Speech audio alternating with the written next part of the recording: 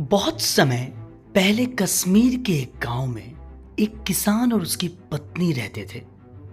उनके 40 बेटे थे जो बहुत ही मेहनती और वीर थे।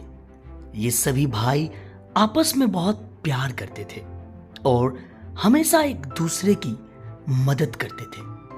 उनका जीवन खेती और पशुपालन में व्यतीत होता था और वे खुशी खुशी अपना जीवन बिता रहे थे।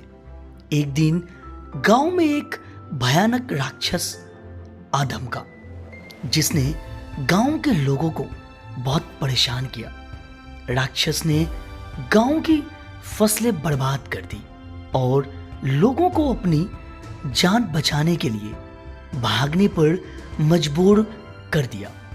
गांव वाले बहुत डरे हुए थे और उन्होंने उस राक्षस से मुक्ति पाने के लिए मदद मांगी।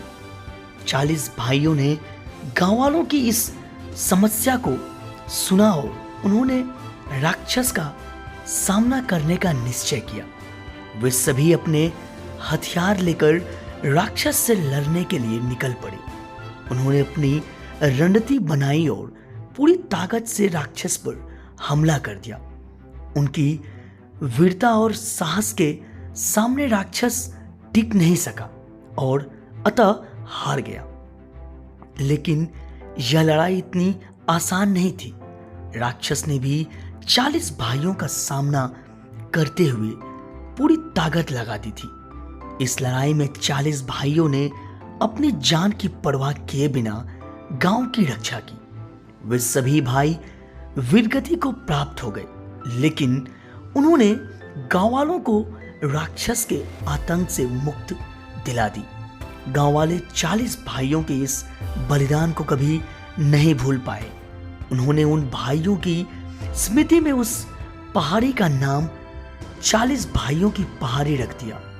आज भी इस पहाड़ी को कश्मीर के लोग श्रद्धा से याद करते हैं और उन 40 भाइयों की वीरता की कहानियां सुनाते हैं। इस कहानी का संदेश है कि साहस और बलिदान की भावना ही सच्ची वीरता है। 40 भाइयों ने अपनी जान देकर गांव की रक्षा की और उनकी इस वीरता को हमेशा याद किया जाता रहेगा। यह कहानी भाईचारे, निस्वार्थ सेवा और आत्म बलिदान की महान भावनाओं को दर्शाती है।